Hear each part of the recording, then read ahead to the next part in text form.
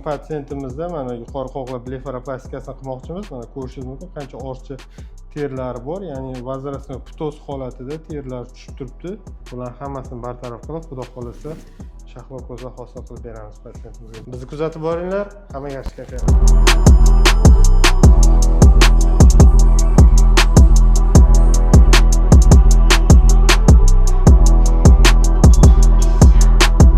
Ajoyibnachilar, ko'rishingiz mumkin, bomba rezultat, вообще ajoyib shahlo ko'zlar hosil qilib berdik patsientimizga.